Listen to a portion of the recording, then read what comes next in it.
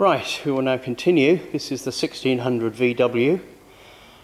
It's not fitted with Liebherr ignition, it's got good old faithful Lucas mags on, as you can see there. And 4 spark plugs, 8 spark plugs rather, because there's 2 at the top and 2 at the bottom on each bank of cylinders. So moving round, good old reliable fuel pump on the top, oil filler. There is no choke on this particular model. I don't know why, but it's never caused me a problem on starting. There's a ritual to go through on starting, and unfortunately I was going to do it today, but when I came here last, this farm equipment wasn't parked in front, so it would be rather difficult doing an engine run in here with all this loose corn. It would cause an absolute whirlwind, so probably not a good idea. Anyway, underneath here we have the Lucas magnetos, all in good fettle. All of this was serviced just a while ago because I was intending to take it with me to Bulgaria, where I now live for most of the time, but hasn't been a reality for me.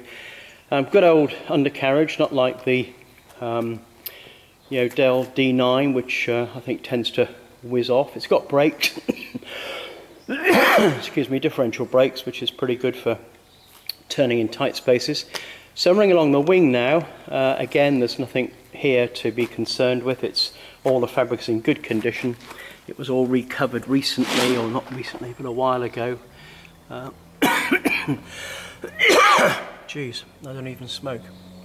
So anyway, there's the underside of the wing, and again, as you can see, there's no damage anywhere to any fabric. It's all in perfect condition. And then we've got the good old leading edge slats, which make it uber safe on turning in slow flight. Ailerons, all the hinges are in perfect condition, no problem with any of that.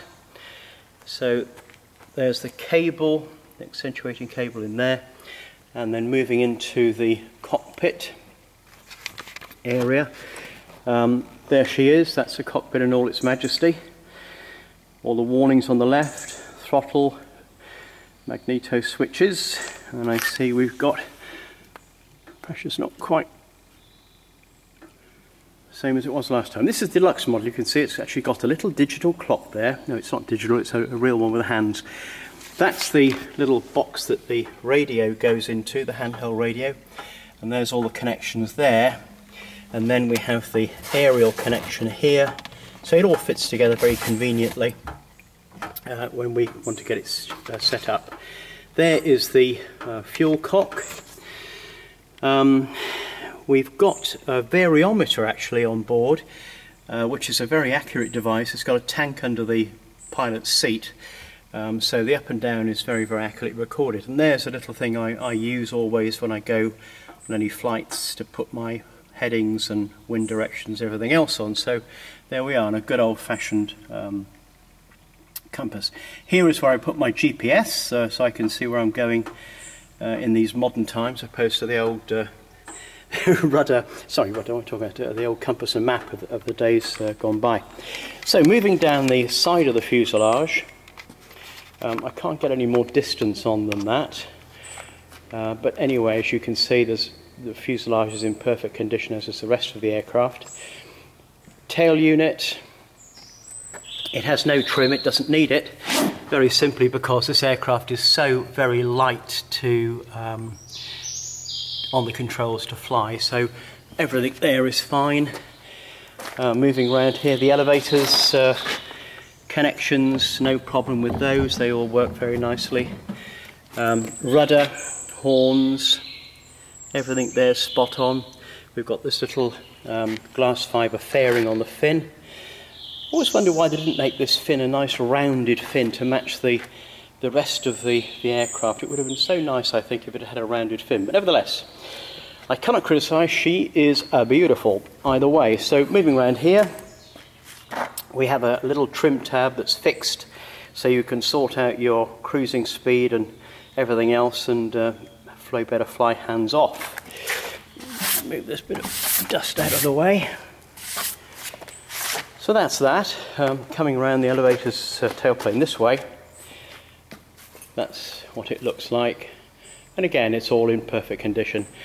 Fuselage sides, no problems at all here. Right the way round, right the way round, right the way round, right the way round to the front nose, and then onto the starboard wing. Here's the step to get in. And once again, there's nothing here to be in any way mar this aircraft, because it is in exceptional condition for what I suppose is now becoming a very rare aircraft these days. There's the hinge. Around to the little handy handhold, which is good if you're in crosswind and you landed. Moving around here, there's the pitot head all covered up. And then the underside of the wing, and once again, nothing of any consequence, nothing at all to report there. And then we come round to the wheels, which again, as I say, have got brakes. And then looking down the length of the fuselage from here, you can see that there is absolutely nothing there to mar this aircraft. So there we are, back to the beginning. And there's a propeller. This is a Qualient Performance. Here we are. It is a, why would it do that? It's a, yeah, oh come on. There you are. Props incorporated. Even signed. Where is it now? Signed, look at that. A signed propeller. So that's the route march complete. I will now put the covering back on and put the cocoon back in. And that is my little beauty. Sadly, not now going to come with me to Bulgaria, but she deserves not to live in the back of a dusty hangar or cocooned. She needs to fly. She needs to give someone as much pleasure as she's given me in the 27 odd years that we've been together. And look at that. Look at that. She's a beauty. A beauty. There she is, JTBS in all her majesty, in this horrible, well, it's not horrible, it is what it is, it's a shed, it's a farm shed. But anyway, that's really the end of that. Okay, so that's JTBS, sadly now up for sale. Bye bye.